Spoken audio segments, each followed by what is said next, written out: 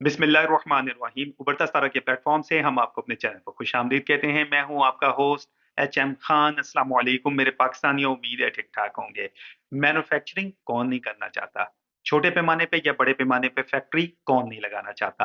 लेकिन हमारा सबसे बड़ा मसला ये है कि हम लोग वेट कर रहे होते हैं कि रिश्तेदारों में या यारों दोस्तों में कोई फैक्ट्री लगाए, हम उसको देख के फैक्ट्री लगा लें या किसी का मशवरा लें। तो मशवरे में हम ये भी देखें कि वो फैक्ट्री हमारे इलाके में या किसी और इलाके में काम कर रही है, तो एक दफा विजिट जरूर कर लें।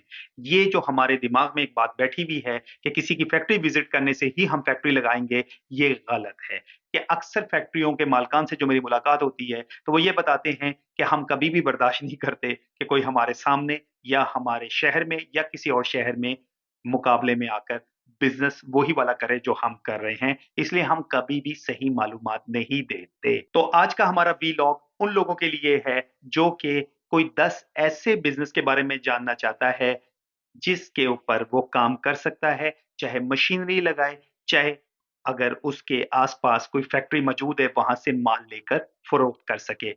इंडस्ट्री में जरूरी नहीं है कि आप मैन्युफैक्चरिंग ही करें।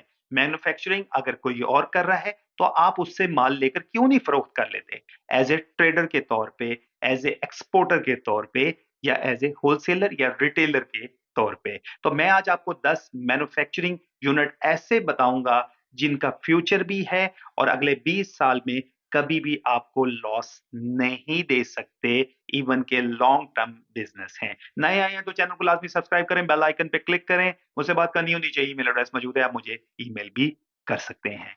टॉप 10 बिजनेस में हमारा जो पहला बिजनेस हमने सिलेक्ट किया हुआ है वो रिलेटेड है टिश्यू पेपर की फैक्ट्री। टिश्यू पेपर चाहे नैपकिन हो, चाहे टॉयलेट रोल्स हो, चाहे बॉक्सेस की सूरत में हो, ये काम 24 आवर 12 मंथ चलने वाला बिजनेस है। जीटी रोड की मार्केट हो, मॉडर्न ट्रेड हो या लोकल मार्केट हो, होलसेल की मार्केट हो, डिस्ट्रीब्यूशन हो, फ्रेंचाइज हो, बड़े मार्ट्स हो या कैटरिंग का काम जो कर रहे हैं, वहां स्कूल कॉलेजेस की कैंटीन हो, हॉस्पिटल्स की कैंटीन हो, एक बेहतरीन बिजनेस है। इसलिए मैंने इसको नंबर 1 इंडस्ट्री का दर्जा दिया है। टिश्यू पेपर का काम बहुत अच्छा और प्रॉफिटेबल काम है। शर्त यह है अच्छे पैमाने पे, अच्छे लेवल की आपने मशीनरी लगाई हुई हो। नंबर 2 बिजनेस जो रिलेटेड है वो रिसाइकलिंग से है। रिसाइकलिंग का काम बहुत अच्छा है और ग्रोइंग बिजनेस है। रिसाइकलिंग प्रोडक्ट्स में हम चाहे दाना तैयार करें या डिफरेंट टाइप का मटेरियल तैयार करें, ये भी एक प्रॉफिटेबल काम है और ये इंडस्ट्री भी ग्रो करती जा रही है और आने वाले वक्तों में इसका बहुत अच्छा स्कोप मैं देख रहा हूं। नंबर 3 बिजनेस का ताल्लुक बायोडिग्रेडेबल प्रोडक्ट से है। देखें, ये जो शॉपर वगैरह आजकल यूज हो रहे हैं, इसके ऊपर बहुत ज्यादा सख्ती अभी बढ़ती जा रही है। शहरों में ये मौजूद है, लेकिन अगले 5 साल में मैं इनका कोई फ्यूचर नहीं देख रहा। तो जो भी फ्यूचर है वो बायोडिग्रेडेबल प्रोडक्ट्स का या ऑर्गेनिक प्रोडक्ट्स का है। चाहे वो रिलेटेड फूड से हो, चाहे वो आपने बैग्स की सूरत में रखना हो, फ्यूचर है ही इसका। इसलिए ये बहुत बेहतरीन और अच्छा काम है। हमारा चौथे नंबर का बिजनेस एक ऐसा बिजनेस जिसका पाकिस्तान में बहुत कम लोगों को पता है। इंपोर्ट ज्यादा हो रहा है, खुद हम मैन्युफैक्चरिंग नहीं कर रहे। मैं बात कर रहा हूं आर्टिफिशियल मैन्युफैक्चरिंग ज्वेलरी की। आर्टिफिशियल ज्वेलरी की मशीनरी अगर हम लोग लगाएं, उसकी मैन्युफैक्चरिंग पाकिस्तान में करें और एक अच्छे पैमाने पे करें, प्रॉफिटेबल बिजनेस है। इंपोर्ट करना नहीं पड़ेगा हमें। हम जब खुद मैन्युफैक्चरिंग करेंगे, खुद तैयार करेंगे, सस्ता पड़ेगा और मार्केट इसकी रेडी है लेने के लिए। उसके बाद 5वें नंबर पे हमारा जो बिजनेस है उस लाइट एंड बल्ब्स मैन्युफैक्चरिंग के। ये भी बिजनेस ग्रो करता जा रहा है। पहले हम लोग इंपोर्ट करते थे डिफरेंट कंट्रीज से, लेकिन अब ये पाकिस्तान में छोटे पैमाने पे लोग तैयार कर रहे हैं और काम कर रहे हैं और हाई प्रॉफिट कमा रहे हैं। लेकिन अभी भी इसके कुछ सेंसर, कुछ ऐसी चीजें होती हैं जो कि हम लोग बाहर के ममालिक से इंपोर्ट करते हैं। ज्यादातर चाइना से लोग इंपोर्ट कर रहे हैं। तमाम मटेरियल अगर पाकिस्तान में तैयार हो, इसकी मैन्युफैक्चरिंग अगर पाकिस्तान में की जाए, बेहतरीन बिजनेस और 12 महीने चलने वाला कारोबार और हाईली प्रॉफिटेबल काम, कभी भी आपको ये घाटा नहीं देगा। नंबर 6 इलेक्ट्रिक स्विचेस की मैं बात करूंगा।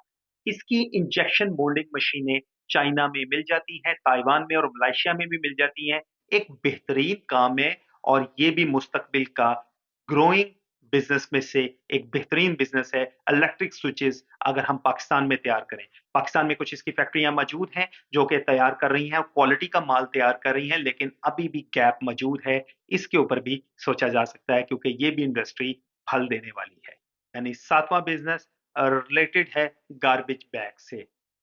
एनवायरमेंटल फ्रेंडली इस टाइम पाकिस्तान में माहौल के ऊपर हर बंदा काम कर रहा है, हर अदारा काम कर रहा है और हर इंतज़ामिया काम कर रही है।